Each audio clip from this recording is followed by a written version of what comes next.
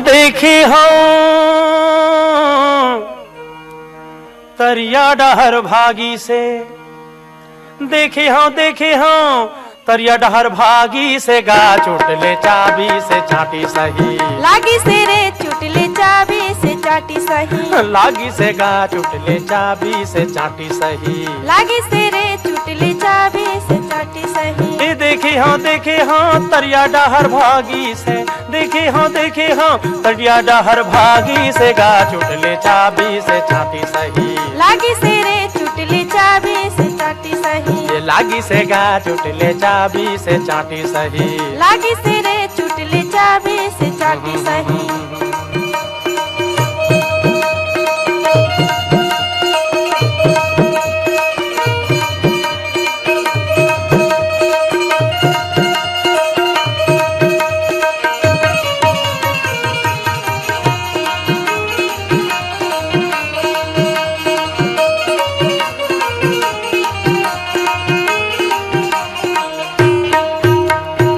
कभू वो छोटे दिखे कभू दिखे बड़े,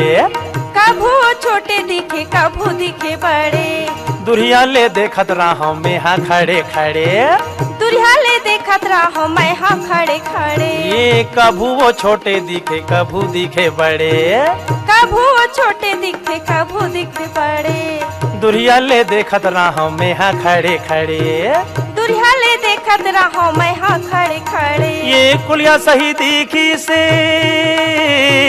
कुलिया सही दिखी से, हाथी सही लागी से, गा चुटले चाबी से चाटी सही, लागी से रे चुटले चाबी से चाटी सही, ये लागी से गा चुटले चाबी से चाटी सही, लागी से रे चुटले चाबी से चाटी सही।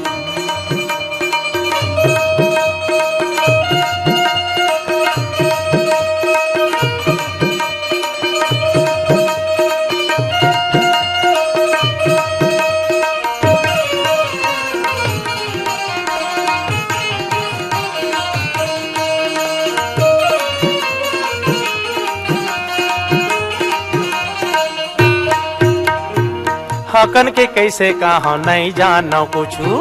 हकन के कैसे कहो नहीं जानो कुछू, एती वोती घेरी बेरी घूमत रहे छू छू,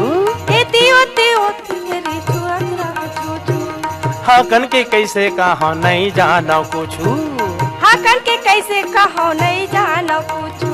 एती वोती घेरी बेरी घूमत रहे छू छू, एती ओती घेरी बेरी घूमत रहे छू छू। ये मारे गराटा,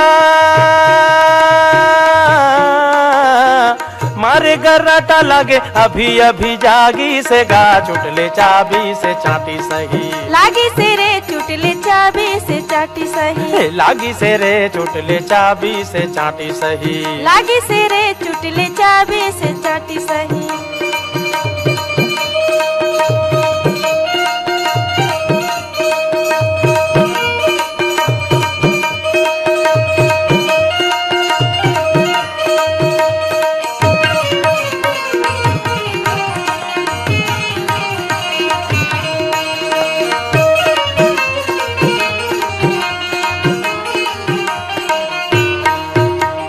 कुछ कहीं हो ही फिर झचक गए जी में हाँ, कुछ कहीं हो ही फिर झझक गयो जी मैं हाँ, ये कुछ कहीं हो ही फिर झचक गए जी में हाँ, कुछ कहीं हो ही फिर झझक गयो जी मैं हाँ, पुरहा दुरा माँ डर ही कहत रहा ये हाँ, पुरहा धुर हमारे डर ही कहत रहो मैं हाँ, पुरहा दुरा माँ डर ही कहत रहा ये हाँ, पुरहा धुर हमारे डर ही कहत रहो ये हाँ। हटके रिहू,